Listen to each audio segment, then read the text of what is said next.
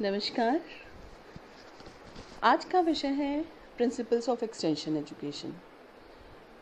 Extension education यानी कि प्रसार शिक्षा। प्रसार शिक्षा से तात्पर्य क्या है? ये एक प्रमुख विषय है जो गृह विज्ञान के अंतर्गत पढ़ाया जाता है। बीए होम साइंस के अंतर्गत एक्सटेंशन एजुकेशन यानी कि प्रसार शिक्षा का एक पेपर है। और ये वीडियो बनाने का प्रमुख उद्देश्य यही है कि इससे उन बच्चों को लाभ मिल सके, उन स्टूडेंट्स को लाभ मिल सके जो कि इस पेपर को पढ़ते हैं, इसके लिए इसका एग्ज़ाम देते हैं। तो प्रमुख उद्देश्य आज जो हम जानेंगे, जो सीखेंगे, जिस विषय के ऊपर हम चर्चा करेंगे वो है प्रिंसिपल्स ऑफ एक्सटेंशन एजुकेशन। अब एक्सटेंशन एजुकेशन के आधार या उसके सिद्धांतों को समझने से पहले हमें समझना पड़ेगा कि प्रसार शिक्षा क्या है। प्रसार शिक्षा को हम एक शैक्षणिक विधि के रूप में परिभाषित कर सकते हैं और इसके अंतर्गत क्या होता है कि जो ग्रामीण लोग हैं उनको उन्हीं की जो स्पेसिफिक लोकल कंडीशंस हैं, यानी कि जो विशिष्ट स्थानीय परिस्थितियां हैं, उन्हीं परिस्थितियों में उन्हें नवाचार के बारे में जानकारी दी जाती है और पूरी शैक्षणिक प्रक्रिया के अंतर्गत गुजरते हुए वो अपने आप उस जानकारी का उपयोग करते हुए, लेकिन फैसिलिटेशन के साथ, जो एक प्रसार कार्यकर्ता है उसके साथ, उसके सहयोग के साथ निर्णय प्रक्रिया तक पहुंचते हैं और उस नवाचार को स्वीकारते हैं। या दो संभावनाएं हो सकती हैं, स्वीकार भी कर सकते हैं, अस्वीकार भी कर सकते हैं। और हम सकारात्मक बदलाव लोगों के जीवन में चाहते हैं तो प्रमुख रूप से ये ज़रूरी हो जाता है कि हम नवाचार के बारे में उन्हें प्रेरित करें, मोटिवेशन दें। प्रसार शिक्षा ग्रामीण लोगों के लिए ही मुख्य रूप से बनाई गई है। उसका जो उद्गम हुआ था वो भी इसी उद्देश्य के साथ हुआ था कि गाँव में जो समुदाय हैं उनको स्वावलंबी बनाया जा सके और वो अपनी उन्हीं स्पेसिफिक कंडीशंस में, उन्हीं विशिष्ट परिस्थितियों में विकास के लक्ष्यों को प्राप्त कर सके, अपने जीवन की गुणवत्ता में सुधार ला सके। प्रसार शिक्षा को हम एक साइंस और आर्ट्स दोनों के रूप में जान सकते हैं, समझ सकते हैं और इसके अंदर अलग अलग टीचिंग मेथड्स का उपयोग किया जाता है। अलग अलग शिक्षण विधियों का उपयोग इसलिए आवश्यक है क्योंकि हर विधि की अपनी कुछ सीमाएं हैं, अपनी कुछ उपयोगिता है। तो प्रमुख रूप से इसको अगर हम माने तो ये एक सरलतम रूप है, एक शिक्षा को जन जन तक पहुंचाने का, एक out of school system of education है। जो लोग स्कूल जाने से वंचित रह गए उन्हें भी शिक्षा के द्वारा विकास की तरफ ले जाने का प्रयास है और इसी के अंतर्गत विकास की इस पूरी शैक्षणिक प्रक्रिया में से गुजरते हुए बहुत आवश्यक हो जाता है कि हम इसके सिद्धांतों को समझें और इसी विषय के ऊपर आज का ये हमारा प्रस्तुतिकरण है जिसे हम जानेंगे। जो पहला प्रमुख सिद्धांत आ जाता है वो है principle of interest and felt needs. Interest से क्या तात्पर्य है? एक चीज़ और प्रमुख रूप से समझना आवश्यक है सबसे पहले, और वो होता है समुदाय। क्या होता है समुदाय? यानी कि कम्युनिटी, जिनका कि कुछ कॉमन इंटरेस्ट है, कुछ कॉमन गोल को लेके वो काम कर रहे हैं और वो कोई भी हो सकता है। कोई कृषक वर्ग हो सकता है, कोई महिला वर्ग हो सकता है, कोई शिल्पकार वर्ग हो सकता है, कोई भी ऐसा वर्ग जिसमें जो कि कुछ कॉमन चीज़ शेयर कर रहे हैं। तो अब पहला सिद्धांत क्या आ जाता है महत्वपूर्ण, कि सबसे पहले तो हमें रुचि जाननी है कि कोई भी कार्यक्रम या कोई भी प्रसार कार्यक्रम या कोई भी विकास का कार्यक्रम अगर हम आयोजन करते हैं तो उसके लिए ज़रूरी हो जाता है कि हम उस समुदाय के लोगों के इंटरेस्ट को जानें और उनके द्वारा अनुभूत, तो हम उन लोगों को जानें, उनकी यह आवश्यक हो जाता है कि हम उनकी फेल्ट नीड्स को जानें। फेल्ट नीड्स, अब किसी भी व्यक्ति की आवश्यकता सामने से देखने पे कुछ अलग प्रतीत हो सकती हैं, लेकिन अगर उस व्यक्ति से उसके द्वारा अनुभूत की गई आवश्यकताओं को पूछा जाए तो उनमें परिवर्तन आ सकता है। दोनों में एक गैप हो सकता है और इसीलिए प्रसार कार्यक्रम में ये गैप ना रहे, इसी के लिए ज़रूरी हो जाता है कि जो भी प्रसार कार्यक्रम का आधार रहे वो समुदाय का, स्वयं का की रुचि हो सकती है और उनकी अनुभूत आवश्यकताएं। दूसरी महत्वपूर्ण जो प्रिंसिपल है वो है principle of self help. Self help बहुत ज़रूरी है। अगर किसी भी कार्यक्रम को हम स्वावलंबी बनाना चाहते हैं तो ये ज़रूरी हो जाता है कि उसमें लोगों का जुड़ाव हो और अपने आप हो, क्योंकि कोई भी चीज़ अगर हम इम्पोज करते हैं तो वो एक लिमिटेड समय तक, एक सीमित समय तक ही वो जारी रह सकती है। और अगर हम कार्यक्रम में आगे चाहते हैं कि वो एक निरंतरता उसके अंदर बनी रहे तो ये ज़रूरी हो जाता है कि हम सेल्फ हेल्प को बढ़ावा दें। यानी कि लोगों को कोई भी कार्य, कोई भी कौशल, कोई भी ज्ञान के बारे में बताया जाए, समझाया जाए, नवाचार के बारे में समझाया जाए, लेकिन वो अपने आप आपसी सहयोग से उस कार्य को क्रियान्वित करें और उससे सीखें। ये प्रसार शिक्षा का एक प्रमुख उद्देश्य है।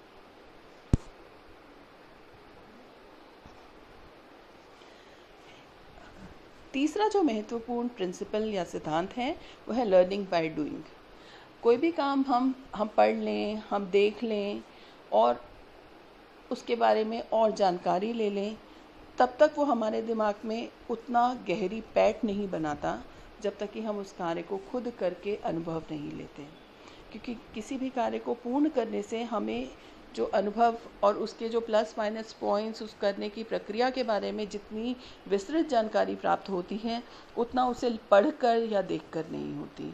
हालांकि विभिन्न जो शिक्षण की पद्धतियां हैं उसमें अपना अपना महत्व है इसका, कि अलग अलग विजुअल्स का, टीचिंग एड्स का हम देखते हैं तो उसका एक अलग छाप रहती है हमारे याददाश्त पे, हमारे मस्तिष्क पे।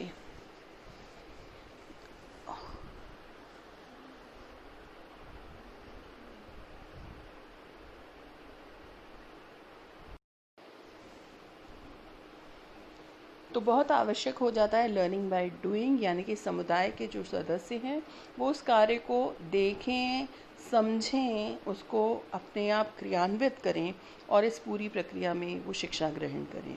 तो ये लंबे समय तक उन्हें बातें याद रहती हैं और इस नवाचार को वो स्वीकार भी बहुत सहर्ष रूप से करते हैं।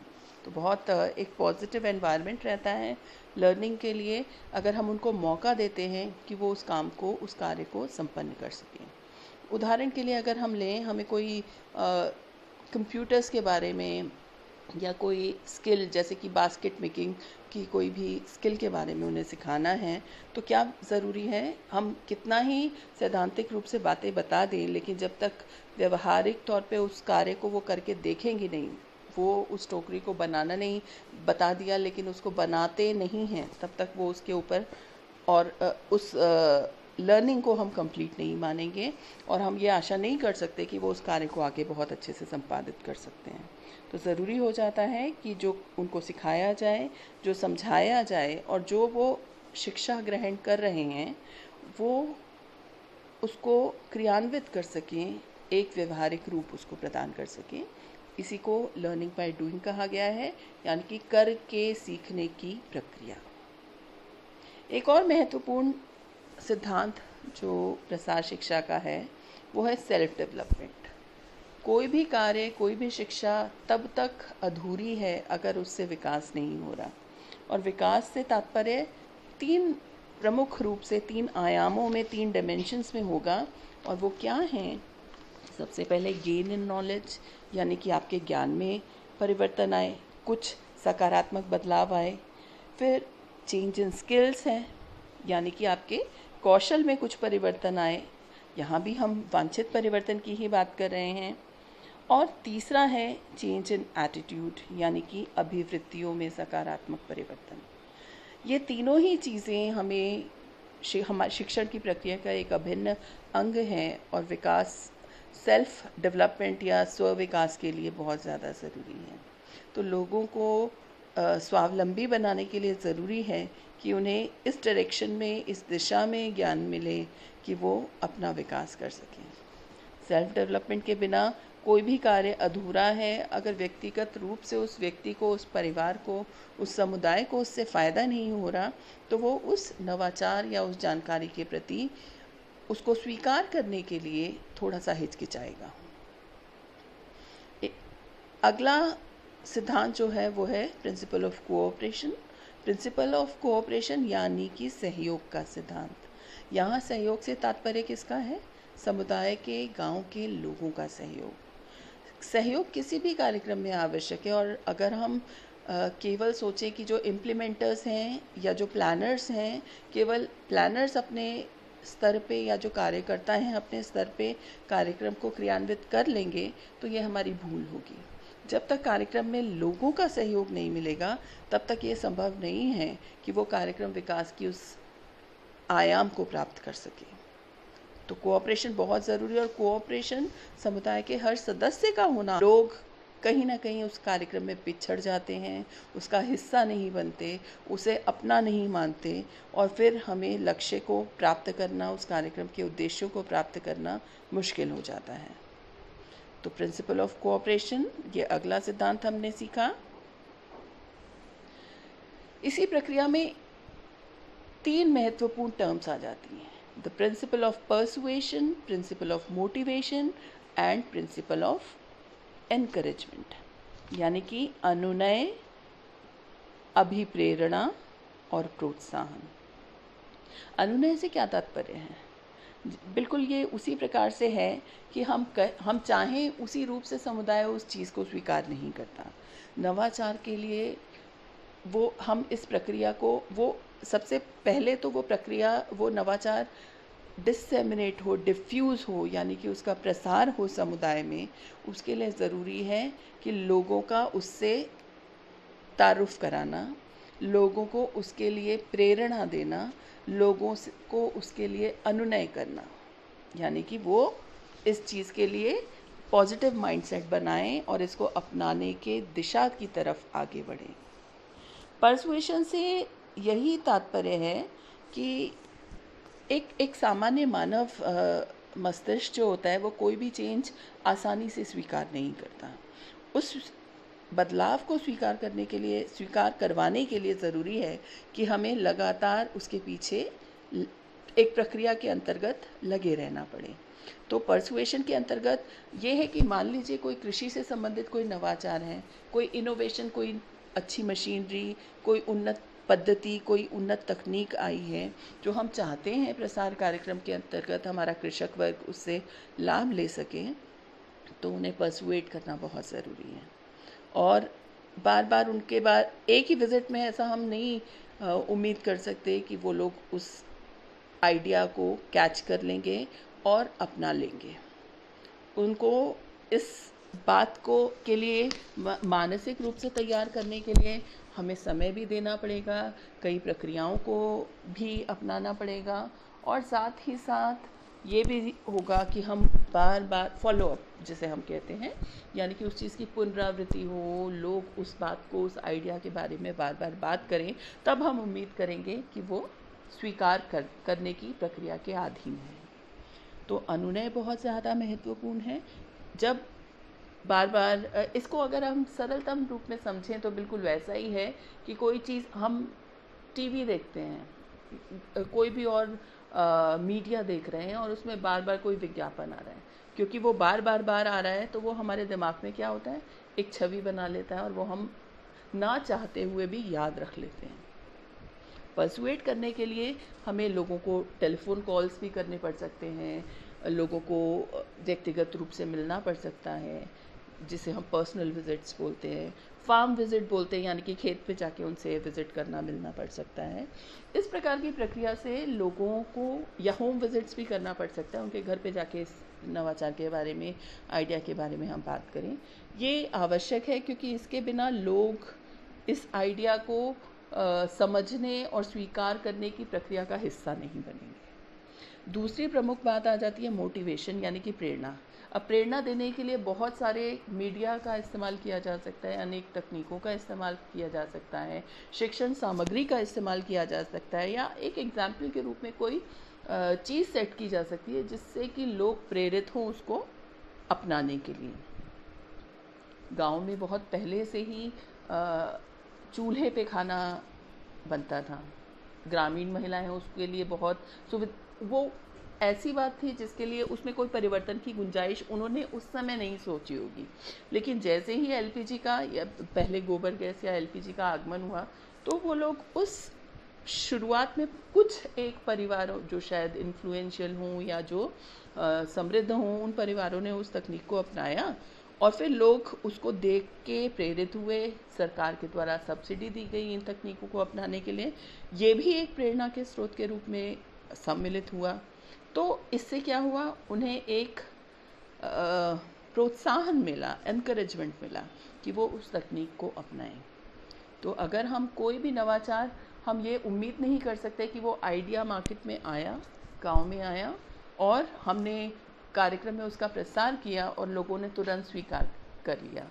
ये बहुत ही कुछ एक्सेप्शनल केसेस में ही होगा जिसमें या तो वो आइडिया बहुत ज़्यादा स्ट्रांगली लोगों के उपयोग का है जिसकी वजह से वो उसे तुरंत अपना लें, वरना हमेशा समुदाय में अलग अलग स्तर के लोग होते हैं। कुछ लोग होते हैं जो तुरंत अपना लेते हैं, कुछ लोग होते हैं जो देख के अपनाते हैं, कुछ लोग होते हैं जिनके मन में फिर भी शंकाएं रह जाती हैं और फिर वो उसके बाद और ज़्यादा उनको कन्विंस करना पड़ता है, फिर वो अपनाते हैं। और कुछ ऐसे जो भी होते हैं जो उसके बावजूद भी नहीं अपनाते हैं। तो ये एक सम्मिलित रूप से एक मिश्रण है जिसमें कि हर तरह के लोग उस समुदाय में सम्मिलित होते हैं, क्योंकि सबका स्तर अलग है, शैक्षणिक स्तर भी अलग है, मानसिक स्तर भी अलग है, सोच, अनुभव, बहुत सारे और मापदंड हैं, कारक हैं जो इस पूरी प्रक्रिया को प्रभावित करेंगे। अगला जो महत्वपूर्ण सिद्धांत है वो है the principle of slow but continuous development. ये प्रक्रिया समाज में परिवर्तन की धीमी हो सकती है लेकिन निरंतर होनी चाहिए। अगर उस पे कहीं भी हमने पूर्ण विराम लगा दिया तो वो उसके अंदर आगे गुंजाइश नहीं रहेगी कि उसमें निरंतरता बनी रहे। तो प्रक्रिया और विकास एक ऐसी प्रक्रिया है जो बहुत कई स्तरों पे, कई आधारों पे धीमा भी होता है और कहीं तेज़ भी होता है, उसकी गति अलग अलग रहती है। तो हमारा प्रयास प्रसार कार्यक्रम के अंतर्गत क्या होना चाहिए कि भले ही वो कार्यक्रम धीमा हो, भले ही विकास की गति धीमी हो, लेकिन सतत हो, लगातार हो, निरंतर हो। क्योंकि इससे क्या प्रमुख रूप से होता है कि हम लोगों के ज्ञान और कौशल में एक निरंतर वृद्धि के लिए आशावान हो सकते हैं।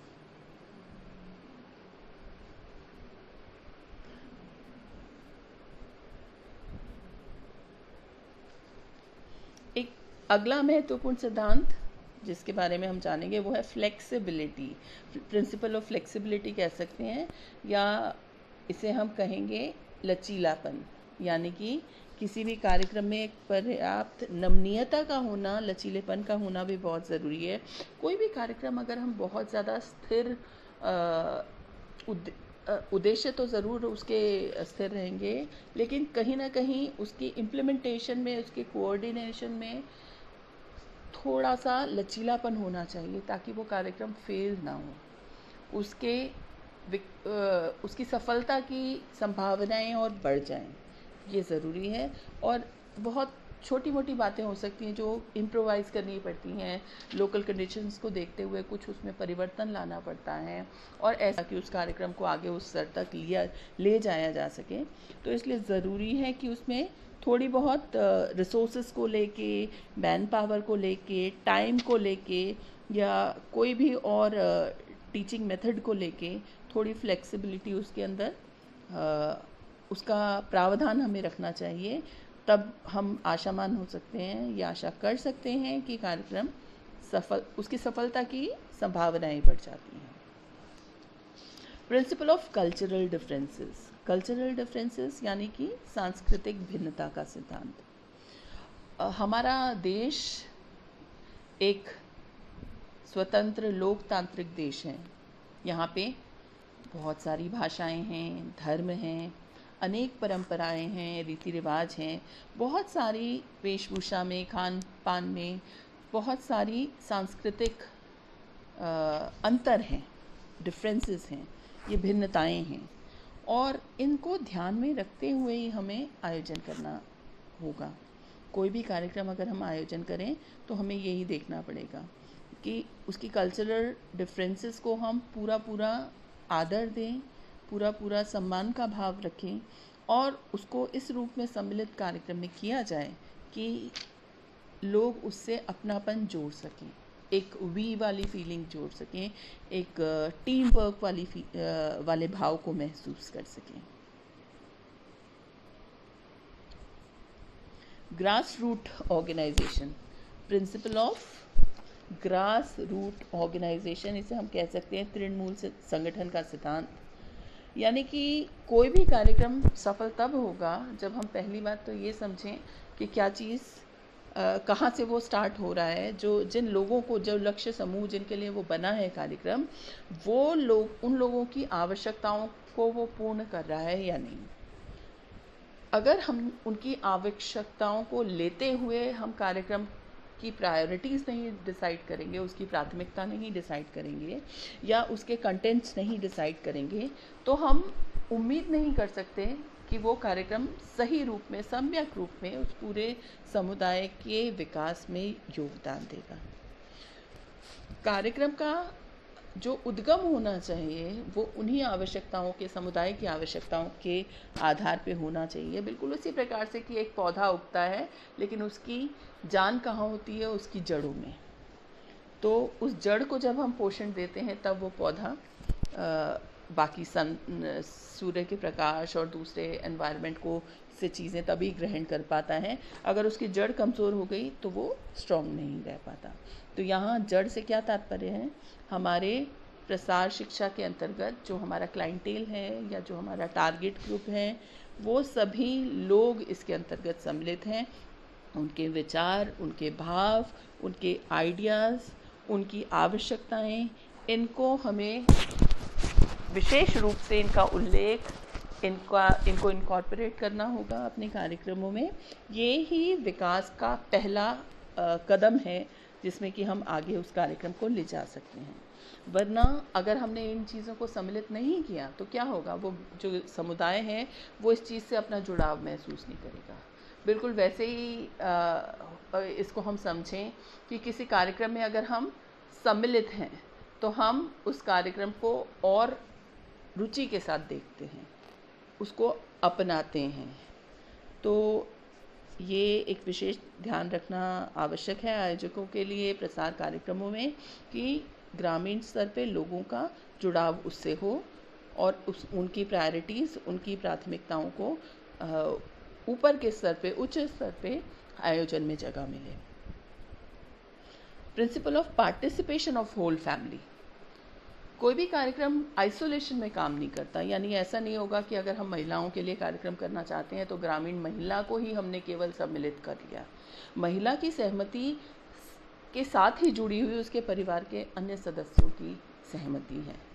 हो सकता है वो उसका छोटा बच्चा हो सकता है उसकी सास हो या उस परिवार, पति हो या और दूसरे व्यक्ति हों परिवार में जो उसकी, महिला की निर्णय प्रक्रिया को प्रभावित करते हैं। और ऐसा होता ही है एक परिवार में कि आप केवल अपने स्तर पे सिर्फ अपने को देखते हुए निर्णय नहीं ले पाते। इसीलिए ज़रूरी हो जाता है कि कार्यक्रम में हम पूरे परिवार को सम्मिलित करें। अब अगर आप महिला के लिए कार्यक्रम, कोई आहार और पोषण का कार्यक्रम हम आयोजित कर रहे हैं प्रसार के अंतर्गत, तो ज़रूरी ये हो जाता है कि महिला के बच्चे का भी ध्यान रखा जाए, उसके पोषण या उससे जुड़ी हुई या उसके टाइमिंग्स को देखा जाए, मैच किया जाए, जिससे महिला अकॉर्डिंगली उसके कार्यक्रम में सम्मिलित हो सके। तो पूरे परिवार की सहभागिता बहुत ज़्यादा इम्पोर्टेंट हो जाता है और अगर वो नहीं होगी तो वो उस कार्यक्रम से जुड़ाव नहीं महसूस करेंगे।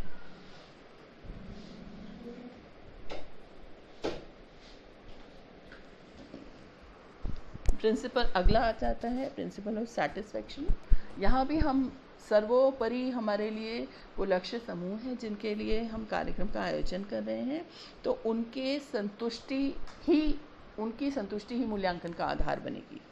यानी कि उस कार्यक्रम से लोग कितना संतुष्ट हैं, जो उद्देश्य हमने निर्धारित किए वो उद्देश्य कहाँ किस हद तक प्राप्त हुए, लोगों को उस लक्ष्य समूह को कैसा लगता है, कितनी आत्मसंतुष्टि मिलती है इस कार्य से, ये बहुत ज़्यादा महत्वपूर्ण हो जाता है।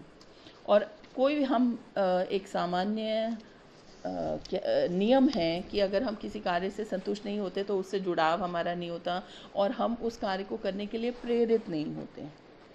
आप पहली मीटिंग में कोई और रिसोर्सेज को यूज़ करते हुए लोगों को, समुदाय को आमंत्रित कर सकते हैं, लेकिन उनके उस इंटरेस्ट को आगे दूसरी तीसरी मीटिंग या अन्य किसी आयोजन में वो सम्मिलित हों, इसको बनाए रखने के लिए ज़रूरी है कि लोग आपके पिछले काम से संतुष्ट हों, उस नवाचार से संतुष्ट हों, उस प्रक्रिया से संतुष्ट हों, जो जिस तरीके से शैक्षणिक प्रक्रिया की जा रही है, इम्प्लीमेंट हो रही है, उस प्रक्रिया से वो संतुष्ट हों और उस नवाचार की प्रक्रिया से गुजरते हुए उसके परिणाम से संतुष्ट हों। ये अत्यंत महत्वपूर्ण हो जाता है। तो मुख्य रूप से फिज़िकली, मेंटली लोग उससे जुड़े रह सकें और उन्हें वो उसके परिणाम संतोषप्रद लगें, ये अत्यंत आवश्यक है और आधारशिला है प्रसार के किसी भी कार्यक्रम के लिए। प्रिंसिपल ऑफ लीडरशिप, लीडरशिप यानी कि नेतृत्व। हम सभी जानते हैं कि किसी भी कार्यक्रम को बल देने के लिए कुछ स्थानीय नेताओं की, नेता से तात्पर्य वो है कि ऐसे लोग, ऐसे लीडर्स जिनका प्रभाव उस क्षेत्र में है, जो लोगों के साथ जुड़े हुए हैं, लोगों के साथ जुड़ के काम कर रहे हैं और लोगों के विकास के बारे में सोच रहे हैं। तो वो कोई भी हो सकता है, वो उस गांव का सरपंच हो सकता है, कोई अन्य प्रभावशाली व्यक्ति भी हो सकता है, कोई जागरूक महिला कार्यकर्ता, कोई और एनजीओ वर्कर या कोई डॉक्टर, कोई भी शिक्षक, कोई भी हो सकता है। तो लीडरशिप के सिद्धांत को हमें विशेष रूप से ध्यान में रखना है, क्योंकि हर व्यक्ति तक संपर्क करना शायद थोड़ा मुश्किल हो जाए, लेकिन लोकल लीडर्स की पहुंच समुदाय के हर क्षेत्र तक होती है। तो इसीलिए उन लोगों को सम्मिलित करना बहुत ज़रूरी है, ताकि वो, अगर लीडर्स के ज़रिए समुदाय को एक पॉजिटिव मैसेज, एक सकारात्मक संदेश मिल रहा है, तो वो संदेश निश्चित रूप से आगे हर व्यक्ति तक, जन जन तक प्रसारित होगा। तो इसलिए लोकल लीडर्स को विश्वास में लेना, लोकल लीडर्स के साथ काम करना, उनको कॉन्फिडेंस में लेके उस प्रक्रिया को समझाते हुए आगे कार्य करना, ये आधारशिला है, बहुत आवश्यक हो जाता है। अगर लोकल लीडर्स, स्थानीय नेताओं के तरफ से हमें किसी भी प्रकार का ऑपोजिशन का सामना करना पड़ जाता है, यानी कि लोग उस कार्यक्रम को, ये लीडर्स नकार देते हैं, तो ये संभावनाएं कम हो जाती हैं कि हम उस कार्यक्रम को आगे उस सफल रूप में पहुंचा सकते हैं। अगला सिद्धांत है democratic approach, principle of democratic approach, या इसे हम कह सकते हैं कि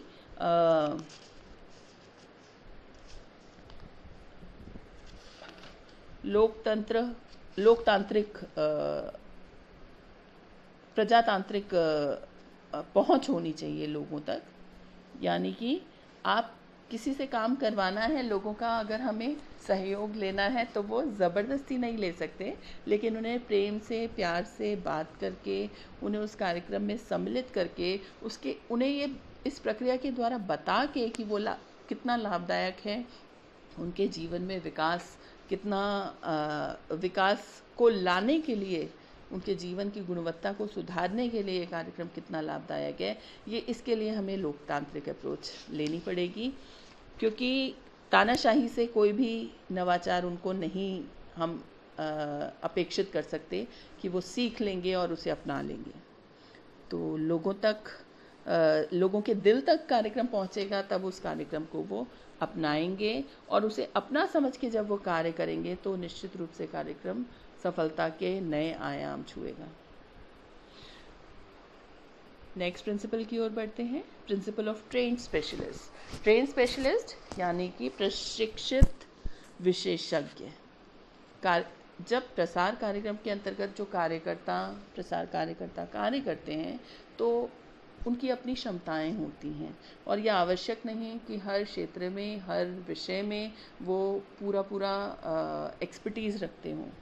तो ज़रूरी हो जाता है कि जो ज्ञान हम दे रहे हैं, अगर कृषि के संबंधित ज्ञान दे रहे हैं, तो कृषि विज्ञान केंद्र से संबंधित कोई ऐसा व्यक्ति जो कि विश्वास पात्र हो, जो कि रिस्पॉन्सिबल हो और जो पूरी जानकारी उस मुद्दे के ऊपर रखता है, वो अपना प्रस्तुतिकरण करे और लोगों तक अपनी बात को पहुंचाए। लोग उसकी बात को ज़्यादा पॉजिटिवली लेंगे क्योंकि वो अपने विषय का ज्ञाता है। इसी प्रकार से अगर हम कोई आहार और पोषण की बात करना चाहते हैं, बाल पोषण या महिलाओं के स्वास्थ्य से संबंधित कोई बात करना चाहते हैं, तो उसके लिए उससे संबंधित कोई डॉक्टर, सही ट्रेंड स्पेशलिस्ट हैं जिनकी बात वो महिलाएं सुनेंगी और उनको अपनाएंगी।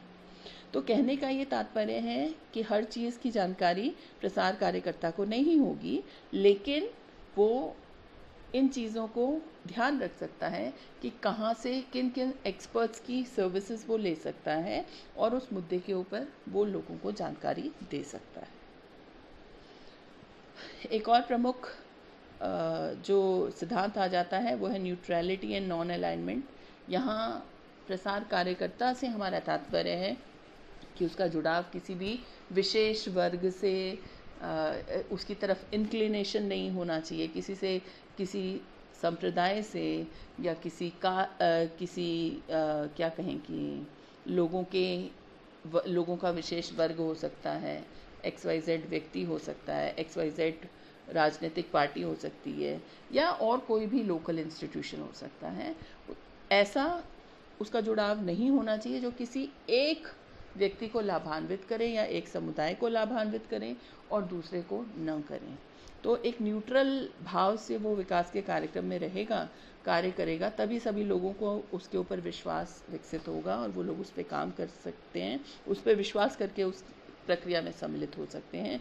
और इसी से जुड़ा हुआ है हमारा नेक्स्ट की प्रिंसिपल ऑफ इक्वालिटी। एक समता का जो सिद्धांत है, वो समता से क्या तात्पर्य है कि सब लोग बराबर हैं, बिल्कुल उसी प्रकार से जैसे कि हमारा कॉन्स्टिट्यूशन सभी लोगों को बराबर मानता है, किसी प्रकार का भेदभाव नहीं किया जाता। तो समुदाय में सब प्रकार के लोगों को बराबर अपॉर्चुनिटीज़ दी जाए, उनको बराबर मदद किया जाए ताकि वो विकास की इस प्रक्रिया में सम्मिलित हो सकें। Principle of utilisation of local resources, ये एक बहुत ही महत्वपूर्ण बात है। हम हमेशा बात करते हैं कि संसाधनों की कमी है, लेकिन हम बहुत बार अनभिज्ञ हो जाते हैं उन स्थानीय संसाधनों से जो कि हमारे पास सहज उपलब्ध हैं। तो प्रसार कार्यक्रम में हमें ऐसे ही जो उपलब्ध स्थानीय संसाधन हैं उनकी बात करनी है, उनके साथ काम करना है ताकि वो इनको हम विकास की प्रक्रिया में जोड़ सकें। और हमारा उद्देश्य किसी भी प्रबंधक के लिए ये ज़रूरी है कि जो रिसोर्सेज हैं वो वेस्ट नहीं होने चाहिए, उनका मैक्सिमम यूटिलाइजेशन होना चाहिए। तो जो भी स्थानीय हमारे पास संसाधन उपलब्ध हैं, चाहे वो मैन पावर हैं, लोग हैं, या कोई विशेष संपत्ति हो सकती है, कोई धरोहर हो सकती है, कोई भी और संसाधन हो सकते हैं, इनका पूरा उपयोग किया जाना चाहिए इस प्रसार के कार्यक्रम में। Principle of cooperation of local organisation यानी कि बहुत सारी स्थानीय संस्थाएं काम करती हैं, कोई NGO होते हैं, कोई स्वैच्छिक संस्थाएं होती हैं और दूसरी संस्थाएं होती हैं जो उस क्षेत्र विशेष में काम कर रही हैं, अलग अलग विकास के मुद्दों को लेकर काम कर रही हैं। ऐसे संस्थाओं को भी अपने कार्यक्रम में सम्मिलित करना आवश्यक है।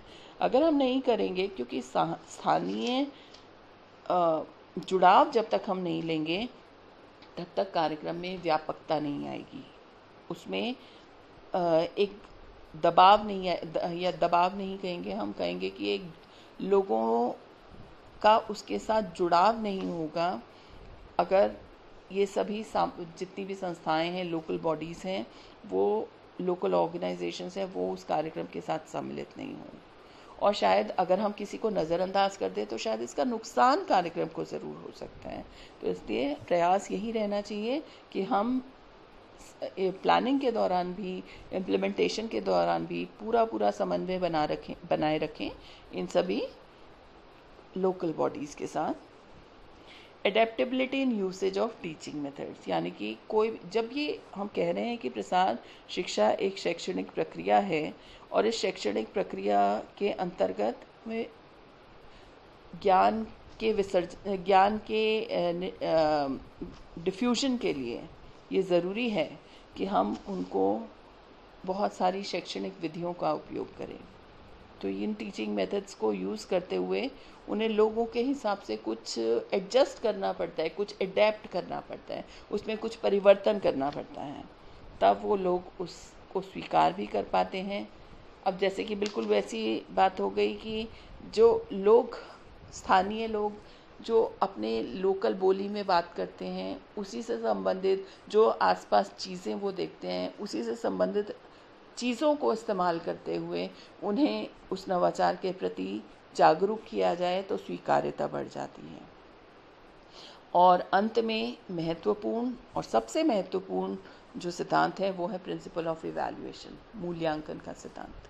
हम जो भी कार्य करें, अगर उसका मूल्यांकन नहीं करेंगे तो फिर उस कार्य को में हमने क्या किया, क्या सही किया, क्या गलत किया, कहाँ उसमें बदलाव की संभावनाएं हैं, क्या गलतियां हम कर बैठे हैं, किस प्रकार से उसे सही मॉनिटर करना चाहिए था, या जो भी चीज़ें, जो गलतियां हम सीखते ही अपनी गलतियों से, तो इन सब चीज़ों के आकलन करना बहुत आवश्यक है। और इसीलिए कार्यक्रम का मूल्यांकन ये एक महत्वपूर्ण आधार है प्रसार शिक्षा का।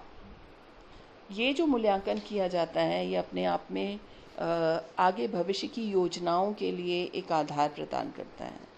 तो बहुत ही आवश्यक है कि कार्यक्रम का मूल्यांकन किया जाए और पूरी ईमानदारी से, निष्ठा से किया जाए, जिससे कि ग्रामीण जीवन में ये प्रसार कार्यक्रमों की महत्ता को समझा जा सके।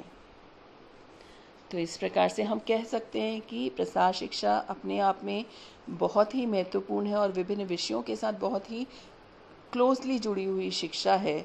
और अगर हम शिक्षा के जन जन तक पहुंचने की बात करें तो ये बहुत आवश्यक है कि प्रसार शिक्षा के माध्यम से लोगों के जीवन में कार्यकुशलता को, उनकी समस्याओं को सुलझाने में, उनको कुछ भी सीखने में, कोई नई बात सिखाने में, या उनके व्यवहार में एक वांछित परिवर्तन लाने के लिए ये सब प्रक्रियाएं अपनाई जाएं, शिक्षा का सही उपयोग किया जाए। धन्यवाद।